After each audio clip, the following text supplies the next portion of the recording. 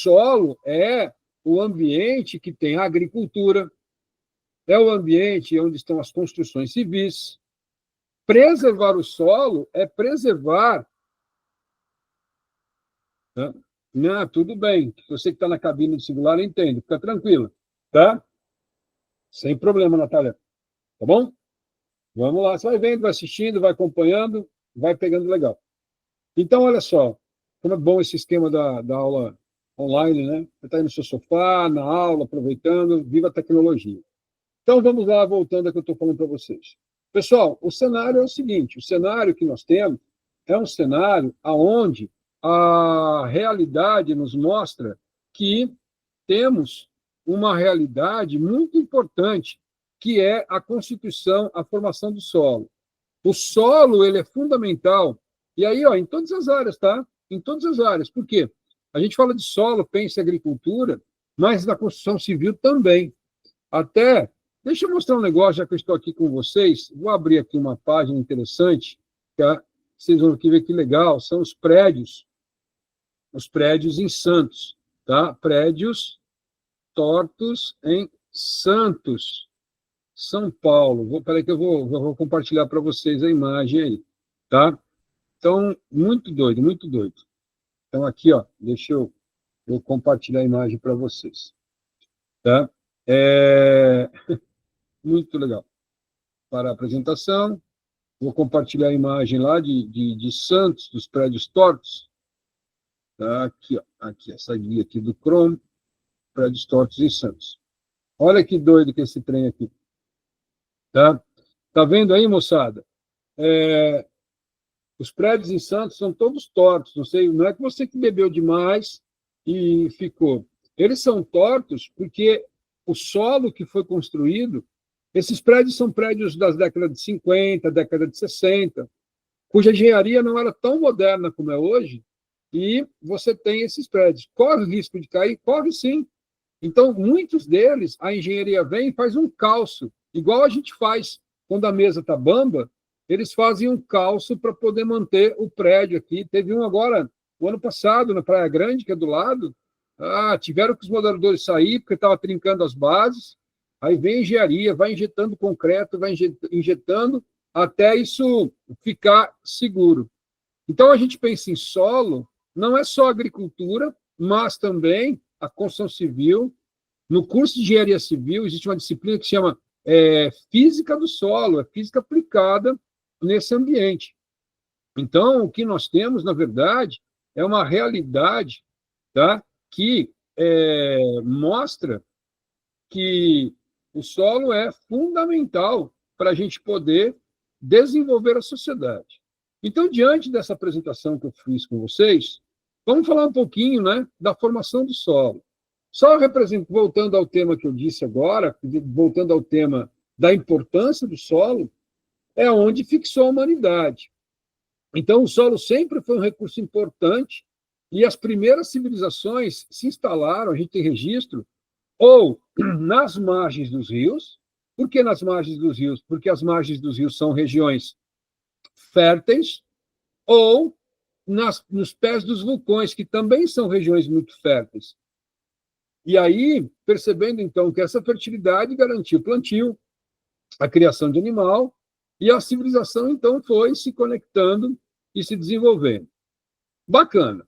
Uma coisa que nós temos que ter, e aí você vai agora vendo as imagens do prédio Santos, você vai entender. O solo, tá? Ele é igual a um bolo. Espera aí, melhor assim para mim, professor. Sabe bolo de casamento, que ele por fora é tudo homogêneo, mas quando você corta, você tem várias camadas? Tem a camada da massa, tem o recheio de creme, tem o recheio de frutas. É como se você está vendo aí, ó, você está vendo os quadradinhos, os risquinhos aí. O que você está vendo? Você está vendo que existem várias camadas e cada camada tem uma resistência, tem uma composição. Igual o bolo que eu falei para vocês. A hora que você corta esse bolo bonito, você abre ele, você vê a camada do creme, do doce de leite, a camada das frutas, por exemplo, a camada da massa. E cada uma dessas camadas tem uma resistência. A hora que você passa o garfo, algumas são mais resistentes, outras são mais frágeis. É assim que é o solo. O solo ele é constituído de camadas com características específicas. Então, a engenharia, a agronomia, quem explora o solo, tem que estudar isso para saber como a melhor forma de explorar. E aí, então, vem a definição, né? O que é solo? As pessoas comuns, elas falam que é terra. Terra não, pessoal. Terra a gente tem debaixo da unha. Terra que tem na rachadura do calcanhar. Pelo amor de Deus. Ah, mas para que falar assim? É porque, na verdade, o termo correto. Solo é a camada superficial constituída por partículas minerais e orgânicas, tá? Então, e da onde vem o solo? Do intemperismo das rochas. É isso mesmo, tá? Vocês vão ver daqui a pouquinho que o solo é uma vida que veio do intemperismo da rocha. Eu, particularmente, né, tinha uma disciplina que eu gostava muito, chamava microbiologia do solo. Porque embaixo onde estão essas raízes que você está vendo aí, ó, tem uns elementos de biologia, né? Tem um DNAzinho lá no cantinho à esquerda da tela, tem uma estrutura de um micro-organismo, né? Embaixo, tem os elementos químicos, o cálcio, a sílica. Então, tem uma vida aí. E aí, pessoal, cabe já dizer para vocês, o problema das queimadas, a gente realmente, de fato, nós assistimos e impactamos que toda aquela biomassa, as folhas, as árvores, os animais, eles são queimados, ok? Perfeito. E vão virar cinza. Mas o calor das queimadas mata essa vida do subsolo, tá? Esses micro-organismos, as minhocas, tá? Os insetos, tem uma vida aí embaixo que garante, e é muito importante, vocês já estudaram na biologia a questão da bactéria fixadora de nitrogênio, que é uma relação que você tem com as leguminosas, né? Pois é, você bota fogo aí, você esteriliza tudo, você acaba com a vida no solo. Então, cabe a você entender o seguinte, tá? Entender que acabou a parte final, ela sumiu aí, mas tudo bem. Cabe a você entender o seguinte, que existe uma vida e que as queimadas, além de emitir CO2 na atmosfera, além de acabar com a biodiversidade da superfície, esteriliza o solo, eliminando toda forma de matéria orgânica que é fundamental para a vida. Muito bem, entendi o que é solo. Exatamente isso aí, ó. Solo, ele existe porque ele é um fator de influência das condições climáticas. Veja como é que é o solo do deserto do Saara. Você já pensou? Eu falei para você, deserto do Saara, você já pensou nas areias. Tem uma condição climática que deixa o solo daquele jeito. Em contrapartida, você vai na floresta amazônica, já tem uma camada de matéria orgânica enorme.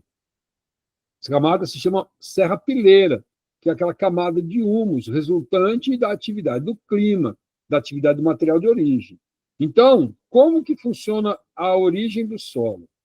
Antes de falar da origem do solo, eu queria que você prestasse atenção, porque isso já foi questão de vestibular da Unesp, que é a composição do solo. Quando você pega um punhado, vou falar de terra porque é a expressão comum. Quando você pega um punhado de solo na mão, nesse punhado tem a parte sólida, que são os minerais e a matéria orgânica. E tem a parte porosa, que é onde ou tem a água ou tem o ar. Então, os solos arenosos têm mais ar do que água. Então, são chamados de macroporos. Os solos argilosos têm mais água do que ar. São chamados de microporos. Os microporos são os poros dos solos argilosos, onde você tem maior retenção de água e pouco ar. Os solos arenosos, eles são de macroporos, onde, então, a água fica pouco presente, não é? Quando você joga água num monte de areia, por exemplo, você vê que a água desce, ela vai embora, porque como os poros desse solo são muito grandes, eles não retêm a água. Tudo bem? Eu estou falando isso, não é aleatório, daqui a pouquinho tem uma razão de ser. tá? Então, vamos formar o solo. Como é que forma solo? Deixa eu ver aqui só um minutinho, pessoal. Ah, sim, agora você vai entender. Gente, como que forma o solo? Depois eu vou voltar naquelas imagens. Turma, nós temos uma rocha magmática, sedimentar ou metamórfica. Essa rocha, ela vai sofrer ação do intemperismo, tá? O que é a ação do intemperismo? É a ação do vento, é a ação da chuva, é a ação do intemperismo biológico, que são os micro-organismos, que são as pequenas plantas. E, no final, vai formar o solo. Eu sempre brinco, que já foi meu aluno, sabe o que eu falo. Eu dei muito tempo aula em Minas Gerais, né? Estava agora conversando aqui com o Léo, falando do jogo do Cruzeiro e tal. Então, falar, eu preciso ensinar os mineiros a entender a formação do solo. Aí eu falo assim, minerada, presta atenção. Rocha é um queijo. Aí, né? O olho já brilhou, claro. É um queijo. O intemperismo é um ralador, tá? Então, e o solo é o queijo ralado. É assim que forma o solo. Eu tenho uma rocha que ela vai sofrer um desgaste. Tenta fazer em casa aí. Pega a pia da sua casa de granito, pega o ralador lá na cozinha e começa a ralar aí, ó. Aí você rala, rala, rala, vai cair o quê? Vai formar solo. Facinho, né? Só não faz quem não quer. Eu sei que é uma análise esquisita, mas eu tenho certeza que você pegou a ideia. Então, o intemperismo é o ralador. Como um ralador, na gente em casa, tem aqueles raladores mais grossos, raladores mais finos, o intemperismo também. Porque o intemperismo é a ação da chuva, é a ação do vento, a variação de temperatura. E dependendo da quantidade de chuva, dependendo da quantidade de vento, de temperatura, vai dar um solo diferente. Como o ralador mais grosso, o ralador mais fino, vai dar um queijo ralado mais grosso, mais fino. Ok? Então, agora sim, agora vocês vão entender o que eu vou mostrar para vocês, tá? Essa é uma rocha qualquer. Nós chamamos de rocha-mãe, tá? Ela, então, vai começar a sofrer, olha só no desenho, tá vendo as águas batendo na rocha?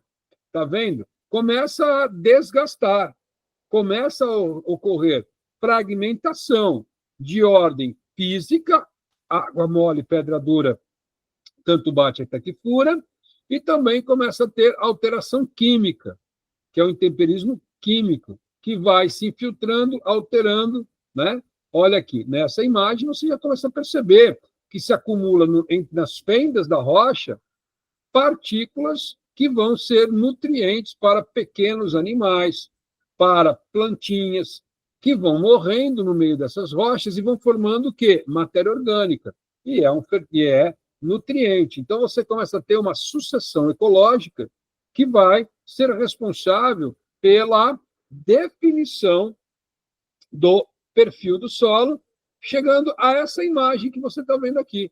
Aquela rocha, lembra que eu falei para vocês, logo no início, que o solo é formado em camadas?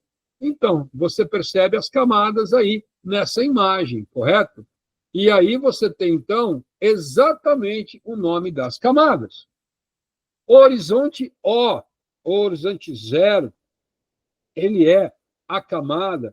Se você está anotando a aula, perdão. Caramba, tempo seco. Você está anotando a aula, você anote aí, horizonte O mais horizonte A é a primeira camada. Esse horizonte O é da matéria orgânica. Esse horizonte O, ele vai ser responsável, tá? Ele vai ser responsável pela existência da matéria orgânica. Já vou indicando, você vai ver, no primeiro exercício da lista que eu enviei para vocês, aquela lista extra, um exemplo, se você abrir, está escrito Serra Pileira. O que é a Serra Pileira? A Serra Pileira, pessoal, tá? Então, aqui, vocês estão vendo meu mousezinho aqui, é essa camada de matéria orgânica. Da onde que vem essa camada de matéria orgânica? As folhas caem, os animais morrem, e elas vão se decompondo, formando uma camada importante de matéria orgânica, aonde a matéria orgânica ocorre fertilidade, correto? Então, depois você vai ter o horizonte A mais O, é o mais importante, é o horizonte fértil, é onde você tem presença de água, aonde as raízes crescem, é onde você tem um solo mais argiloso, com grande quantidade de matéria orgânica. Quando você vai para o horizonte B, é o horizonte de transição entre o A e o B, entre o A e o C, perdão. O horizonte C é o horizonte estéreo, que tem mais arenoso, não tem água. Repare que as raízes não chegam no horizonte C. As raízes não chegam, tá? E embaixo é a rocha original. Então, essas são as camadas que você tem. Vai ter mais detalhes, tá? Ok? Nesse processo. Gente, aí está uma imagem dos horizontes. O aluno pode me perguntar, professor, qual a profundidade dos horizontes? Depende das condições do clima da região, tá? Então, fica aí essa imagem onde você vai ter, ó, esse escuro é o horizonte O mais A, tá vendo? Essa é a parte escura. Embaixo é o horizonte B, que é a área de transição, tá? Olha que interessante, embaixo dele o horizonte C. Não tem raiz, não tem nada. É onde a vida é estéril. A gente chama de terra de barranco. A profundidade desses horizontes varia demais de região para região. Mas, dessa forma didática, você entende. Né? Quando você viaja, agora falando de novo de Minas, né? As estradas mineiras, elas cortam os morros, e quando cortam os morros, você vê direitinho a mudança dos horizontes. É bem didático. Aqui o Mato Grosso do Sul, nem tanto, porque as estradas são estradas mais planas, o relevo, a paisagem é mais aberta. Então, tirando assim, de repente, aí quando o Cauã volta lá de Corumbá, se ele não está dormindo, quando ele está subindo a Serra de Maracaju, depois de Aquidauana, aí sim, né, tem os morros que são cortados. Mas, no geral, aqui é difícil ver. Tá? Ok, nós entendemos a evolução, bonitinho, e esse aqui é um resumo dos horizontes para vocês. Aproveitando aqui a imagem, eu queria dizer para vocês o seguinte: o horizonte C, é isso aí, né, Cauã? Tá? O horizonte C é o horizonte onde tem as partículas maiores, tá? Que são as partículas arenosas. Mas eu acho que eu ficar falando isso não é interessante. Interessante a gente, né, falar um pouquinho dessa questão aqui agora, não nessa aqui também não. Dessa questão aqui, já que estamos falando de horizonte, depois eu volto, tá? Eu coloco na ordem, mas eu falei, não, deixa eu falar disso. Então, na Unicamp, apesar de ser uma questão de 2013, não é uma questão antiga, não. É uma questão antiga, mas ela é atual. Se você pegar os vestibulares mais recentes, você vai sempre encontrar essa imagem, tá? Então, veja bem, vou ler com vocês aqui e nós vamos trabalhar. Solo é a camada superior da superfície terrestre, onde se fixam as plantas, que dependem do seu suporte físico, águas e nutrientes. Um perfil de solo é representado na figura abaixo. Sobre o perfil apresentado, é correto afirmar que... Bom, é correto afirmar o seguinte: você tem todos esses horizontes. Vamos ver quais são as características de cada horizonte, ok? Gente, o horizonte A mais O, como eu falei para vocês, ele é o mais importante, tá? O horizonte A mais O, esses dois horizontes juntos, porque eles não ficam muito separados, eles têm a presença de matéria orgânica.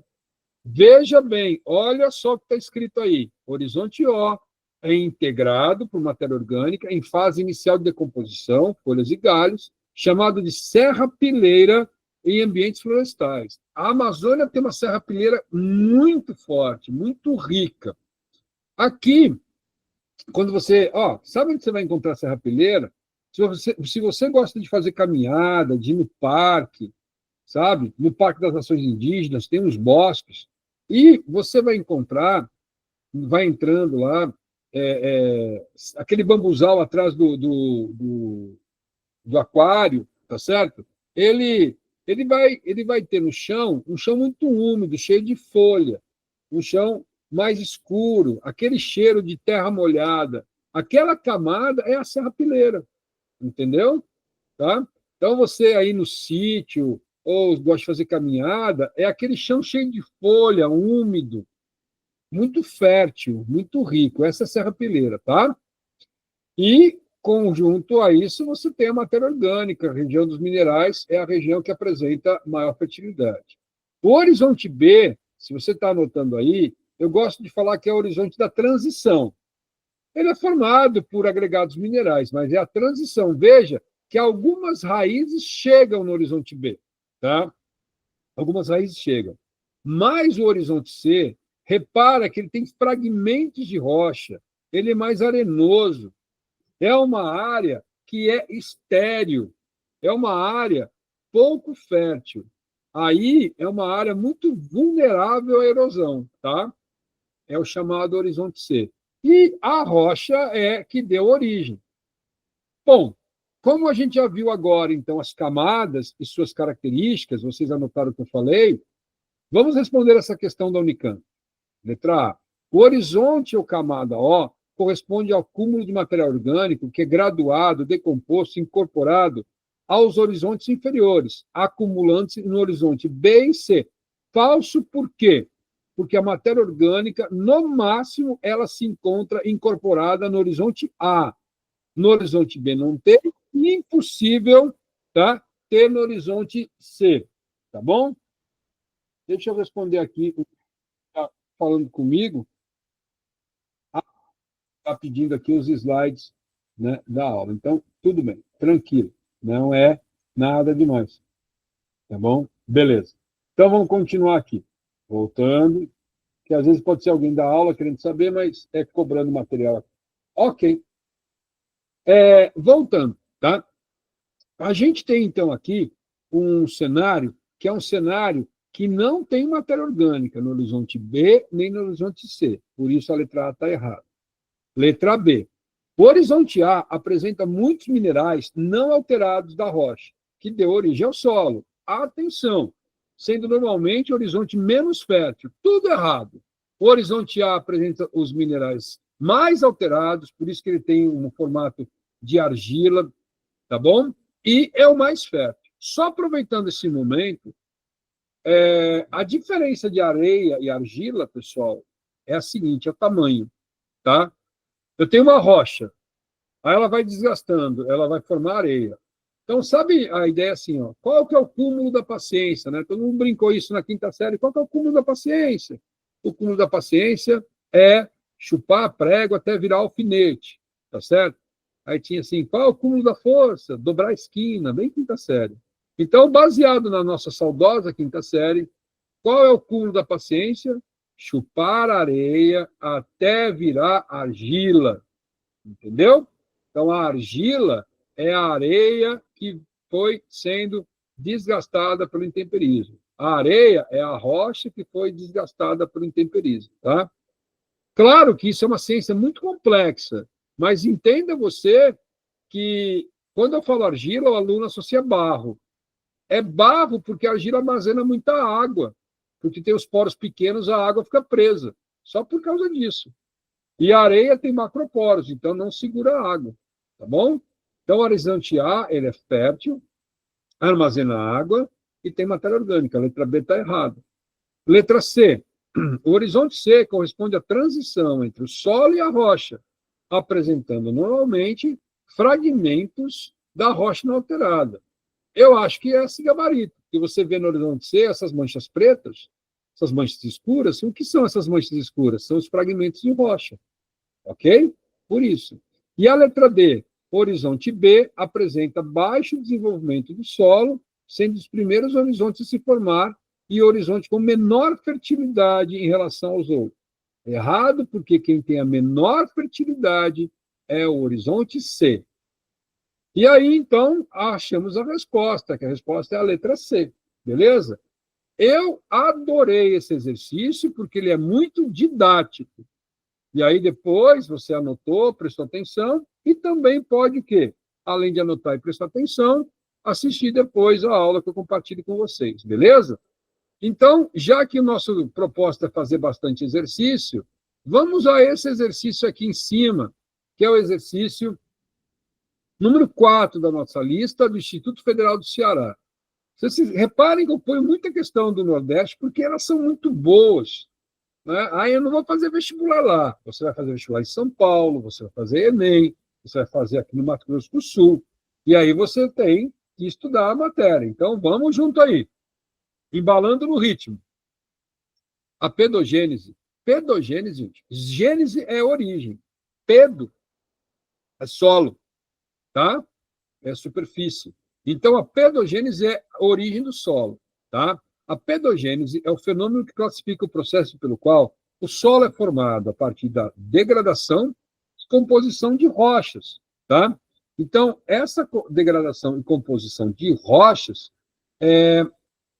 e da junção de materiais, tá? Orgânicos de origem animal e vegetal. Embora os maiores resultados da formação de solo sejam alcançados pelo meio dos intemperismos, a pedogênese também é influenciada pela ação de outros fatores, que propiciam a formação de um solo bem desenvolvido, a exemplo do clima e do tempo cronológico, beleza? Muito bom, maravilha. Então, moçada, o que nós temos aí é entender a formação do solo, que é complexa. Já que você entendeu a formação do solo, você vai agora, então, junto comigo, tá? A fazer o exercício aí. Vamos lá? Bora comigo. Letra A. Sobre o que é incorreto, hein? Vamos lá entender o que é incorreto. O clima frio e seco de algumas regiões faz que a ação do intemperismo aconteça de forma mais rápida e menos intensa, uma vez que o aumento da temperatura diminui a velocidade das reações químicas. Caramba, gente! Olha que absurdo! O clima frio, tá? Ele tem, e o clima seco, eles não têm água. Seco não tem água. Se não tem água, não tem intemperismo químico. Se não tem intemperismo químico, o intemperismo já é mais limitado. O frio também é outro elemento que desacelera o metabolismo, desacelera, né, o processo de intemperismo. Nós vamos ver aqui, ao longo da aula, que os solos das regiões frias, das áreas polares, é rochoso. Mal tem solo lá. Por quê? O intemperismo é muito baixo, muito lento, tá? E pouco intenso. Então, essa letra A está absurda, mas vamos ver a letra B. O aluno não pode ir de cara. B. O relevo influencia o processo de entrada e penetração de águas da chuva, uma vez que, se por alguma razão o relevo for desigual, a distribuição do líquido será feita de forma diferente, atingindo áreas mais baixas e côncavos. Perfeito. Você imagina a natureza, você tem relevos mais porosos, tem relevos mais inclinados, tem relevos mais cheios de rocha. Então, se eu jogo água num relevo poroso, a água infiltra. Se eu jogo água num relevo predominantemente rochoso, a água não infiltra tanto. Se eu jogo água numa baixada, ela se acumula. Então, o relevo influencia a entrada e a penetração das águas de chuva. B está certo. C. Umidade e a variação de temperatura influenciam diretamente na intensidade e na velocidade da formação dos solos, assim como na distribuição da matéria orgânica e de minerais para os perfis do solo. Perfeito? Gente, o mundo tropical, é onde o Brasil se insere, a Indonésia se insere, são ambientes de temperaturas elevadas e úmido. Isso acelera o metabolismo da decomposição de matéria orgânica. Repare que as serrapileiras nos ambientes úmidos é muito mais presente. Já na Europa, já nos países frios, não. Já você tem os solos menos presentes de matéria orgânica também. Então, veja que o clima é fundamental. Letra D. Em regiões de clima quente e úmido, as ações de intemperismo acontecem de forma mais rápida. Acabei de falar isso. E intensa. Acabei de falar isso. Uma vez que o aumento da temperatura acelera a velocidade das reações químicas. Acabei de falar. Além disso, elas provocam a decomposição das rochas e, consequentemente, pedogênese. O mundo tropical, o intemperismo é muito, muito, muito, muito mais intenso. Letra E.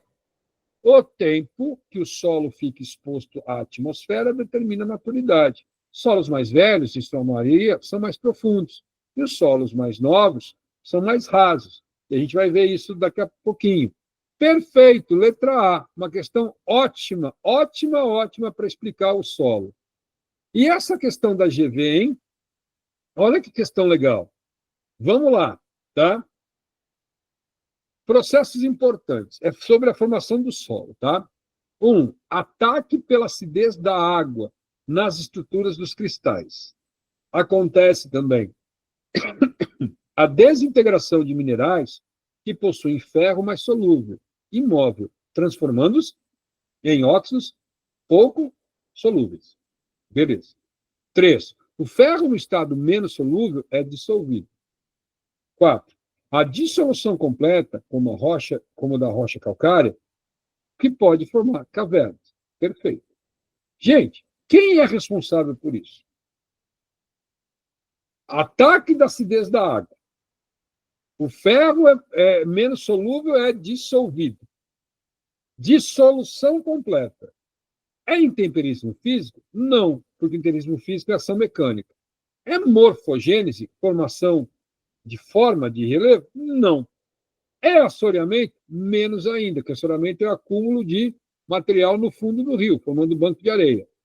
É erosão? Erosão é o desgaste provocado pelo vento, desgaste provocado pela chuva. Não.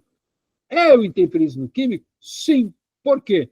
Nessas etapas está ocorrendo a presença de água responsável pelo ataque à acidez da água. Ataque pela acidez da água. Gente, é reação química, isso é intemperismo químico. Então a resposta é a letra E. Putz, tranquilo. Muito bom, cenoura. Estou conseguindo pegar. Fico feliz, né? Então, o que é intemperismo químico? Ocorre quando a quebra de estrutura química dos minerais que compõem a rocha, levando à formação de outras substâncias. A intensidade desse intemperismo é maior nas áreas com maior temperatura e pluviosidade. Exemplos dos climas tropical e clima equatorial. Falei, clima tropical, equatorial é quente, chuvoso, o intemperismo é muito, muito, muito mais intenso ao comparar com o frio polar. Vimos essa questão e assim seguimos para a continuidade da nossa aula. Putz, cenoura, já vi isso.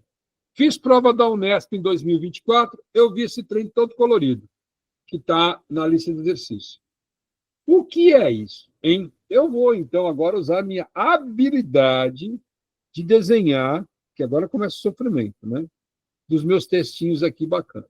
Pessoal, é o seguinte. Aqui nós estamos saindo, gente. Olha aqui em cima o que está escrito aqui em cima. Tundra. Tá vendo? Estou grifando aqui. Tundra. Tundra é região o quê? Polar. E aí da tundra eu vou para a estepe. Da estepe eu estou passando por um deserto, depois eu vou para a savana. Da savana estou indo para a floresta tropical. Então, pessoal, hello! Estou na área polar e aí estou chegando na região de floresta tropical, ok?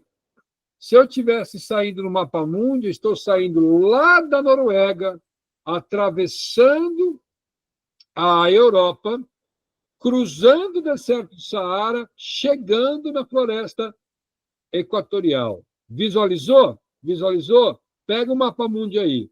A tundra é lá no Polo Norte. Região chamada podisolização é região temperada. Relaxa. É a Europa. Saiu da Europa, atravessei o mar Mediterrâneo, caí no deserto do Saara. Saí do deserto do Saara, entrei na savana do Rei Leão e entrei depois na floresta equatorial. Visualizou? Fundamental essa visualização, meninos. Então, você percebe aqui, ó, depois aí você vai ver, ó, por exemplo, aqui é a linha da temperatura. Olha só a temperatura aqui ó, na área polar. Frio pra caramba, lá embaixo. Olha a temperatura aqui, ó, na floresta tropical. Você tem uma temperatura aqui, ó, na casa de 20 e poucos graus de média. De média, tá, pessoal? De média. Olha aqui, ó, esse gráfico aqui, ó, é a chuva. Floresta tropical chove pra caramba. E aqui, ó, olha o deserto. Chove nada. E olha aqui, na região polar? Nem chove na região polar. Beleza?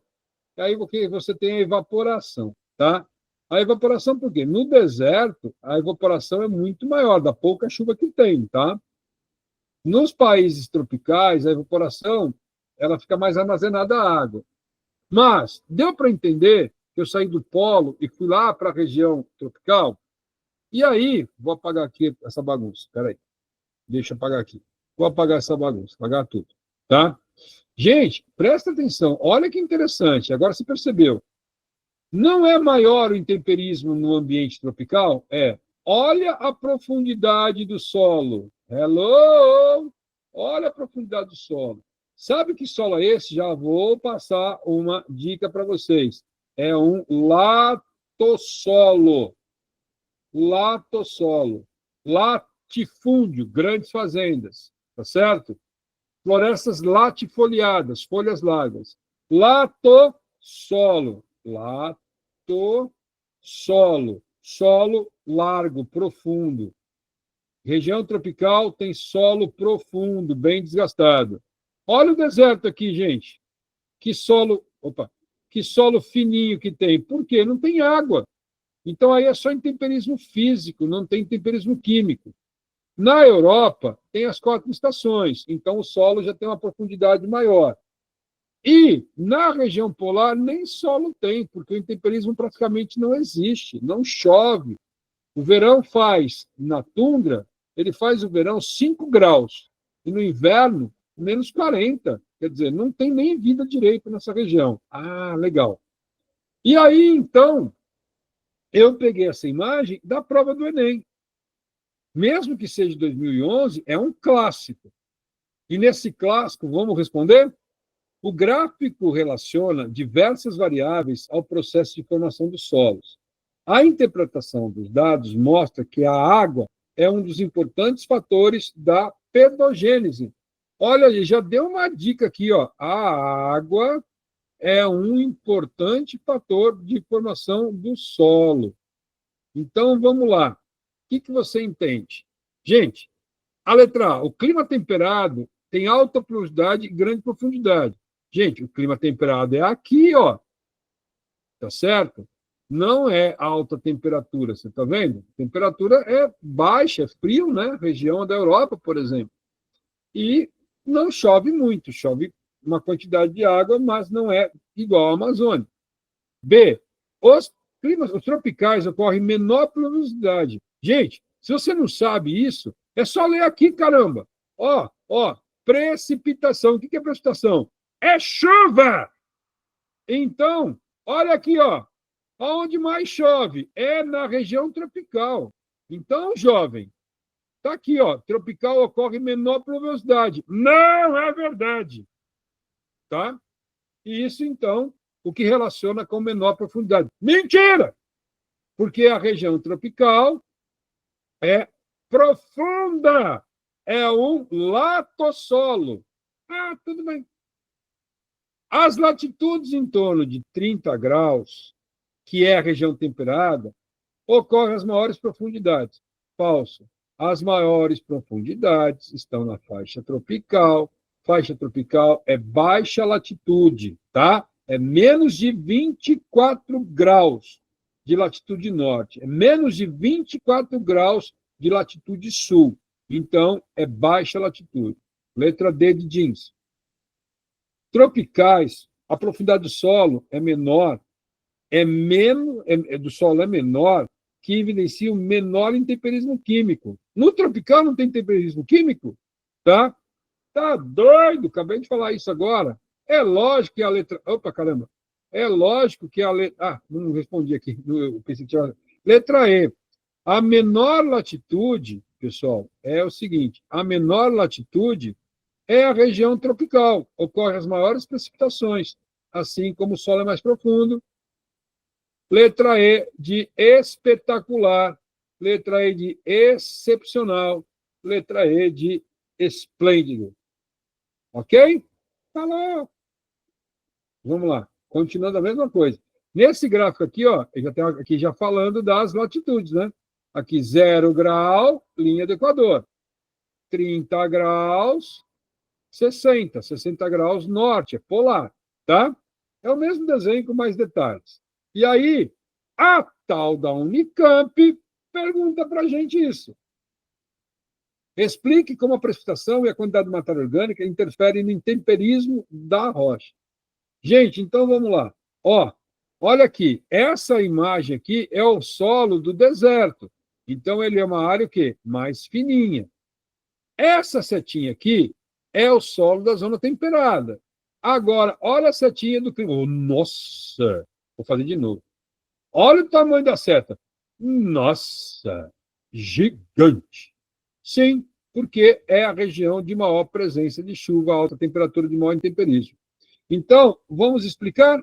Vamos explicar. Explicando, a precipitação favorece o intemperismo físico por atrito ou pressão, resultante das correntes de água. E também ocorre o intemperismo químico, que vai dissolver as rochas. Show de bola. Letra, aí continuando. Os seres vivos interagem de sobremaneira com a superfície alterada, alterando as rochas por decomposição e acidez, na forma do intemperismo químico e intemperismo físico. Na forma, perdão, de deslocamentos de micro-organismos. Tá?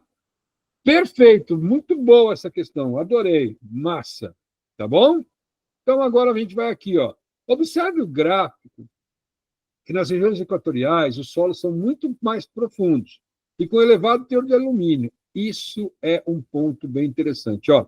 Destaquei aqui para vocês. Então, exatamente isso. Pessoal, o intemperismo, ele vai provocar uma liberação do alumínio no solo. Então, o que vai acontecer? Nos solos tropicais, a presença do alumínio é muito expressiva.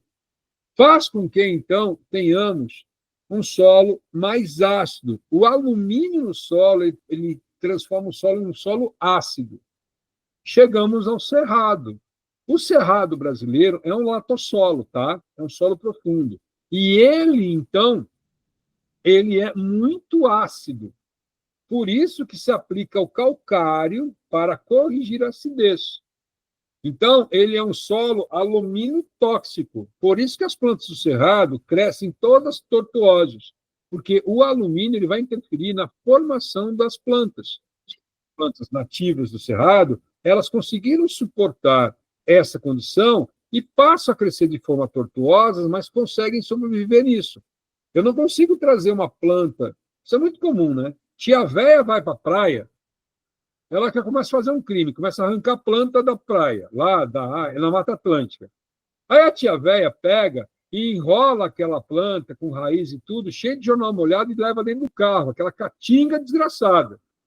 Aí a véia, não satisfeita, vai plantar no sítio em Rochedinho, no sítio lá em Corumbá, no calor dos infernos, um solo ácido, né? Vai plantar, e sei lá, em Coxim, que é um solo terrivelmente ácido, que é o solo do cerrado. Aí não dá certo. Aí a planta morre. Aí a tia fala assim, ai, esse caseiro não tem mão boa para plantar. Não é que não tem mão boa. Primeiro, a tia roubou planta nativa. Crime, prende a velha. Segundo, tá?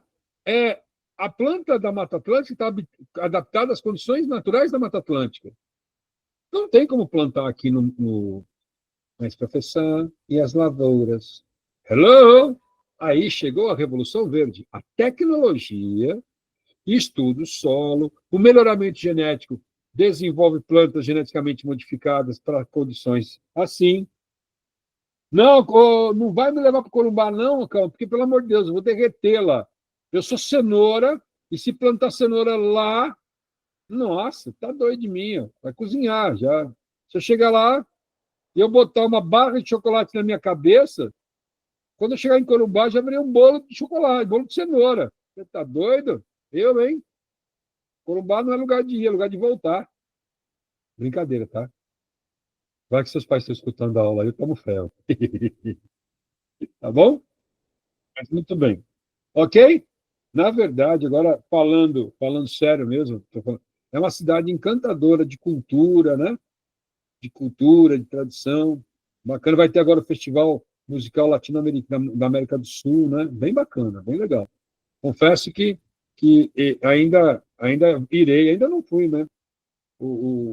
Tem gente que já foi aluno do Rossini, a esposa do Rossini é de Corumbá, e ela sempre me chama para ir, mas um dia eu vou lá dar um banho no São João, né? Isso mesmo. Mas vamos lá, depois desse momento tricô, vamos continuar, tá? Então aí é o solo profundo, tá, pessoal? Maravilha? Então você repara aí na zona temperada, é menos profundo, ok? E aí tem um outro problema interessante, já estamos falando de um problema sério, que é a salinização. A salinização do solo é um dos principais problemas ambientais que atinge a sociedade moderna, pois inviabiliza a produção agrícola nas áreas onde a mesma ocorre. Dentre as zonas bioclimáticas, representadas no gráfico, indique qual delas ocorre o processo de salinização. Gente, agora eu tá aí a resposta. Pessoal, é o seguinte, anota. E aí você que vai fazer FUVEST sempre cai. A salinização é predominante em regiões de clima seco, em regiões de clima com baixa pluviosidade, tá? Por quê? Porque nessas regiões, eu vou mostrar aqui um desenho, você vai entender aqui, ó, tá? Você vai entender. Quando eu jogo aqui, tá? Água, que é um processo chamado de irrigação, tá? Eu jogo água aqui. A água, quando ela chega no solo, rapidamente ela evapora. Ela não é toda absorvida pelas raízes. Só que acontece, quando a água vai no solo, ela arrasta os sais, tá? Ela arrasta os sais para a superfície. E aí o sal vai começar a se acumular aqui. Então, o problema, que é muito sério, é o quê? É a salinização. Porque os sais, olha, tá vendo aqui essa senhora mostrando aqui no chão, tá? É o sal que tá. Por que esse sal? Porque a água evaporou e os sais ficaram. Esses sais, eles são trazidos, né, através de um processo de capilaridade. Os sais estão aqui embaixo e a água leva eles para cima. Só que a água evapora e os sais ficam aqui no pé da planta. Essa imagem aqui que vocês estão vendo é no Mar de Aral. Esse aqui é o Mar de Aral, gente. Em 1973, ele era assim. Em 2009, ele secou. Por quê? Porque o homem ele desvia a água dos rios a Mudária e Cidária para plantio de algodão, e a água que caía no Mar de Aral ficou desviada para irrigação. E a evaporação foi muito intensa, o mar foi evaporando, temos essa cena aqui, a cena de ficção científica, né? Camelo debaixo do navio, muito doido, tá? Então, só repetindo aqui, ó, lê comigo no texto.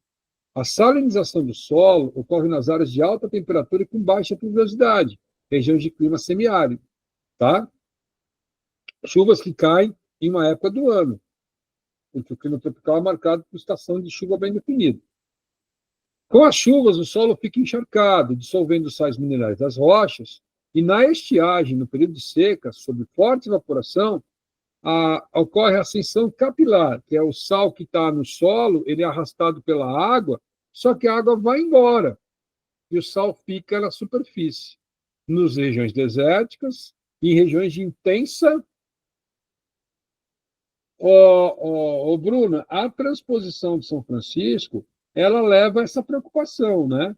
De você drenar a água e, com isso, você provocar a estiagem. É uma das críticas que se faz, mas aí é importante a engenharia, ela estudar isso e calcular direitinho.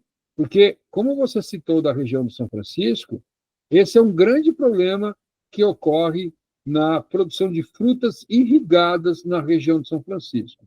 Essas uvas que nós consumimos, essa uva deliciosa verdinha, até comi umas antes da aula, que é a chamada uva Thompson, ela é produzida no São Francisco por sistema de irrigação. Se você joga água acima do calculado, essa água evapora e traz os sais do subsolo. Então, a região do São Francisco é uma região de muita irrigação e tem essa preocupação, e ocorre, quando é feito de forma incorreta, a salinização. Então, a sua pontuação do São Francisco é importante. Olha, eu já vi várias questões da FUVEST, também questões da Unesp, citando onde ocorre o impacto da salinização. E a resposta é regiões tropicais, onde tem muita irrigação que provoca isso. Beleza?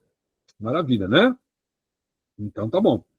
Bom, seguindo aqui, ó, falando da Unicamp, vamos fazer essa questão junta. Hoje é trabalhar, hein, galera? Hoje a gente vai trabalhar, tá?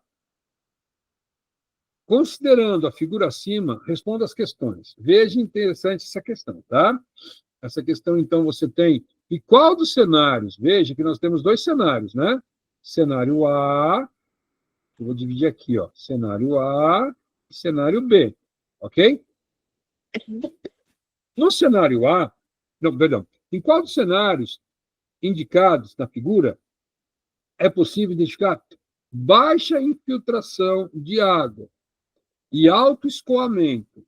Porque, ó, a setinha é a água, tá? Precipitação é chuva. Veja, no cenário A, a água infiltra. No cenário B, a água escorre. Correto? Tá vendo? Chuva, ela cai e corre para cá. Chuva, ela cai e infiltra. Beleza?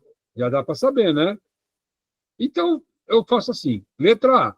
Em qual dos cenários indicados na figura é possível identificar baixa infiltração da água, alto escoamento superficial?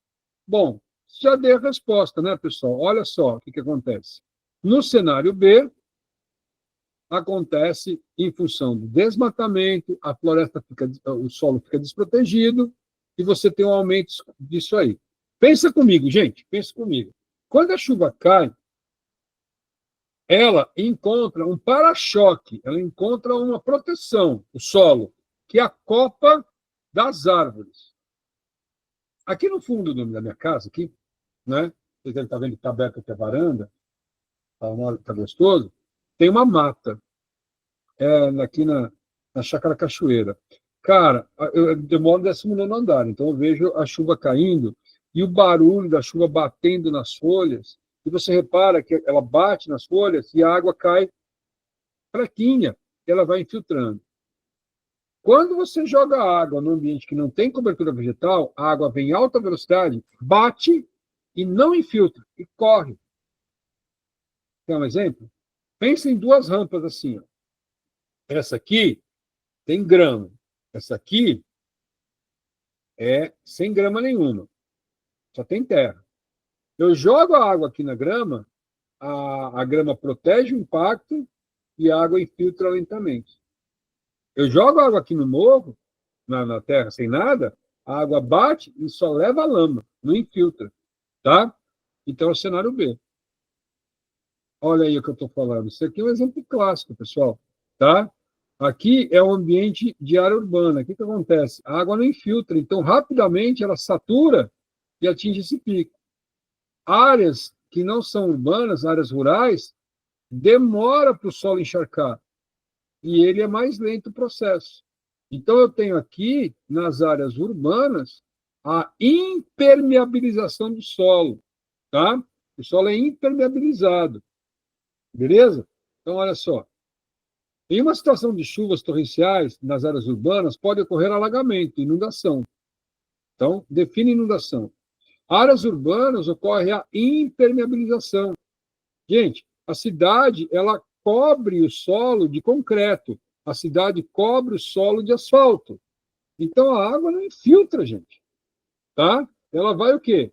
Aumentar o escoamento superficial e aí vai o quê? Transbordar, subir em cima de rodovias. Campo Grande já está assim. Professor.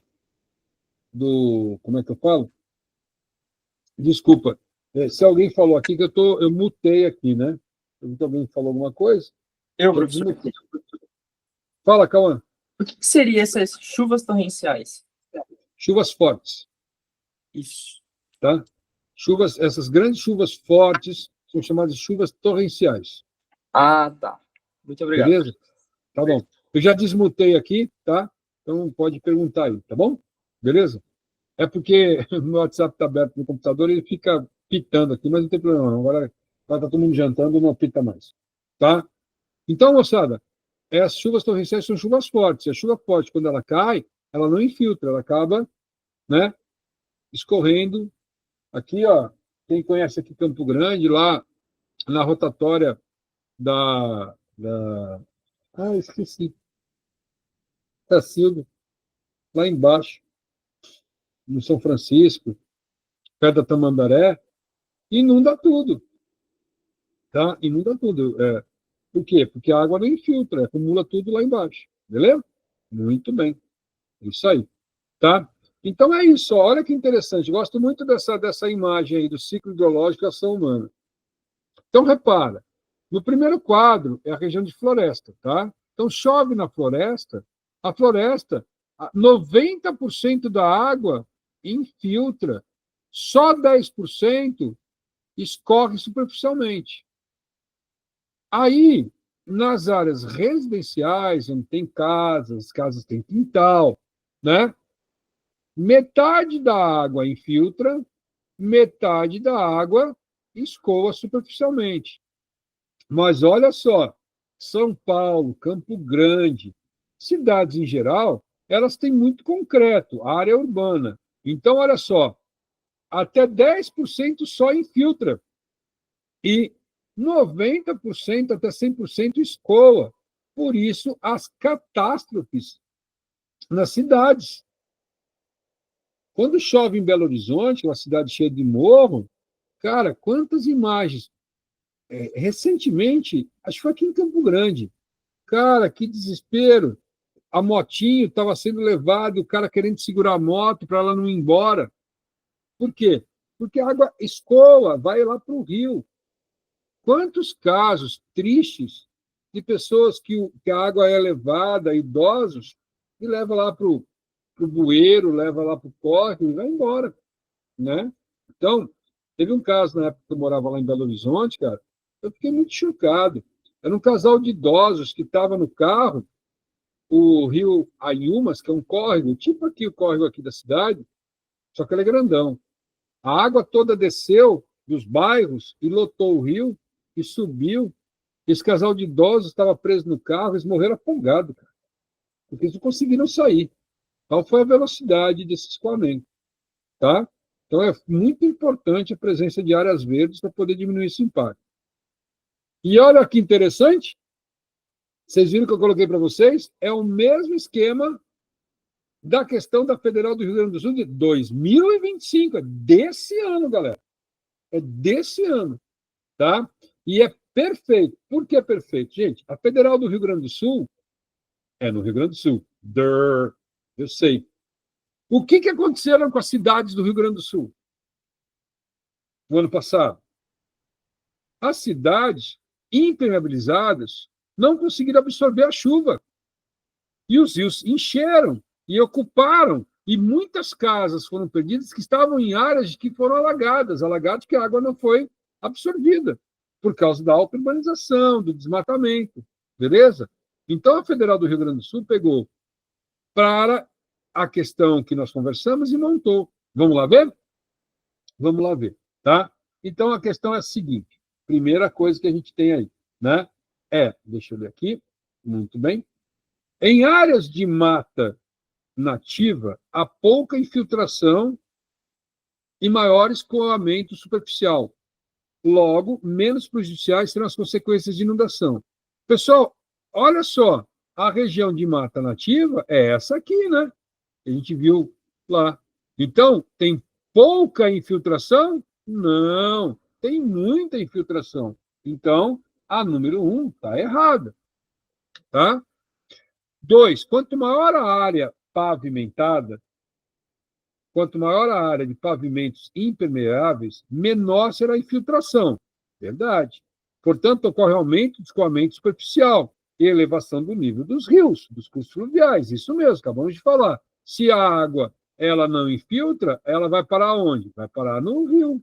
Se a água não infiltra, ela vai parar onde? Vai parar no rio, né? Então, 2 está certo. 3, quando há valores em torno de 50% a 60% de filtração, verifica-se relação com solos permeáveis, que aumentam para 100% o escoamento subterrâneo.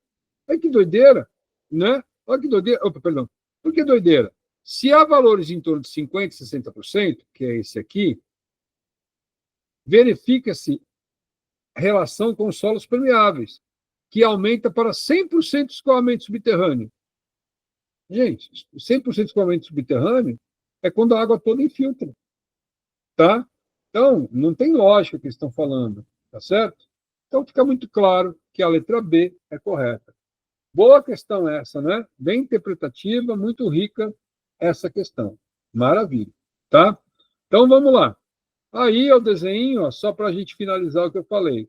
Olha aqui à sua direita, solo pavimentado. Tá vendo aqui, ó? Aqui tem os carrinhos, ó.